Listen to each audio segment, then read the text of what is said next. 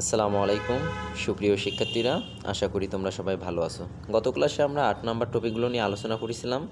আজকে আমাদের আলোচনার বিষয় হলো তোমার 7 নাম্বার টপিক। 7 নাম্বার টপিক্সের মধ্যে দুইটা বিষয় থাকবে। ক নাম্বারে থাকবে পারিভাষিক শব্দ এবং খ নাম্বারে থাকবে বাংলায় অনুবাদ। তো দুটার মধ্যে বাংলায় অনুবাদটা সোজা, যারা ভোকাবুলারি ভালো জানো তাদের জন্য বাংলায় অনুবাদ সোজা। তো দেখি বাংলায় অনুবাদগুলোর মধ্যে আমাদের কি কি থাকতে পারে। তো দেখো, অনুবাদের মধ্যে প্রথমে একটা ইংলিশ প্যাসেজ দেওয়া থাকবে। ওই প্যাসেজ থেকে আমরা বাংলায় অনুবাদগুলো করতে বলা হবে।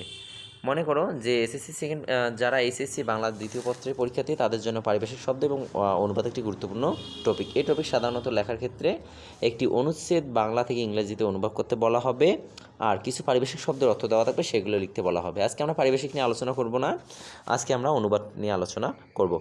ফর এক্সাম্পল, এরকম একটা প্যাসেজ দেওয়া আছে, সেই প্যাসেজটার তোমাকে বাংলা লিখতে হবে।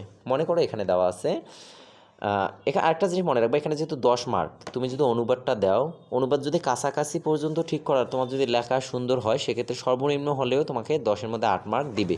কিন্তু পারিভাষিক শব্দের ক্ষেত্রে তুমি যদি ভুল করো, মনে করো যে 10টা দিছে, 10টার মধ্যে 6টা ভুল করবো, 6 মার্ক কিন্তু তোমার কাটা। সেক্ষেত্রে সবসময় চেষ্টা করবা অনুবাদ দেওয়ার ক্ষেত্রে অনুবাদের মানে একটু পাশাপাশি রাখার ক্ষেত্রে চেষ্টা করবা, তাহলে ভালো কিছু করা যাবে। তুমি যদি এখন চিন্তা করো যে এখানে একটা অনুবাদ দেওয়া আছে, যেমন ট্রিজ আর আওয়ার ফ্রেন্ড, গাছ আমাদের প্রকৃত বন্ধু দিতে পারো, গাছ আমাদের বন্ধু দিতে পারো, পরম বন্ধু দিতে পারো, তোমার ইচ্ছা। It helps us in different way, এটি আমাদের কী করে বিভিন্নভাবে সাহায্য করে থাকে। ইট give us set food foil medicine and oxygen, এটি আমাদের কী দেয়? আশ্রয় দেয়, খাদ্য, জ্বালানি, ওষুধ এবং অক্সিজেন প্রদান করে থাকে। Trees makes our environment beautiful, গাছ আমাদের পরিবেশটাকে কী রাখে? ঠান্ডা রাখে বা সুন্দর রাখে।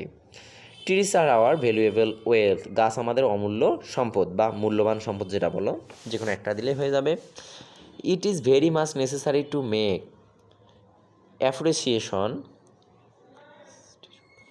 প্রোগ্রাম সাকসেসফুল, তো এটা আমাদের কি করে? বৃক্ষরোপণ কর্মসূচি করা অতীব আমাদের প্রয়োজনীয় বা জরুরি।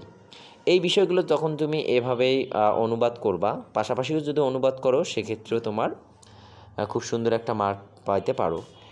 মনে করো যে 100% অনুবাদগুলো করতে হবে সেটাও না, তুমি জাস্ট ইংলিশ যেটা দেওয়া থাকবে সেটা তুমি তোমার মতো করে বাংলাটা সাজিয়ে লিখবা গোছানোভাবে, তাহলে তোমার মনে করো যে অনুবাদে একটা ভালো মার্ক পাবা।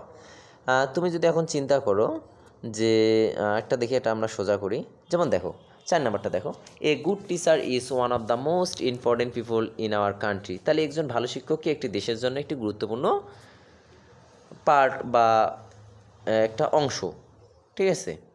তারপরে চিন্তা করো যে Bangladesh need a good teacher, বাংলাদেশে কি অনেক ভালো টিচারটা প্রয়োজন। A good teacher make lesson interesting, একজন শিক্ষক কী করতে পারে? তার পাঠ্যপুস্তক বা পাঠদান কী করতে পারে? আকর্ষণীয় করে তুলতে পারে। তারপর দেখো, he he discovered the treasure hidden insight is student, একজন শিক্ষার্থীর যে সুপ্ত অবস্থা বা একজন শিক্ষার্থীর অভ্যন্তরীণ যে বিষয়গুলো থাকে, এই বিষয়টা কি করে সে তুলে ধরতে পারে বা আবিষ্কার করতে পারে। তুমি এইভাবেই আর কি তোমরা মোটামুটি ইংলিশগুলো বাংলা করার চেষ্টা করবা, তাহলে তোমাদের আসলে পারিভাষিক শব্দ, অর্থাৎ কি না, এটা তো পারিভাষিক শব্দ না, অনুবাদগুলো ভালোভাবে হবে। তুমি যদি আরেকটা চিন্তা করো, এখানে দেখো, man can not life alone, মানুষ একা বসবাস করতে পারে না, so he like to keep company, so তার কী হয়? সঙ্গী প্রয়োজন।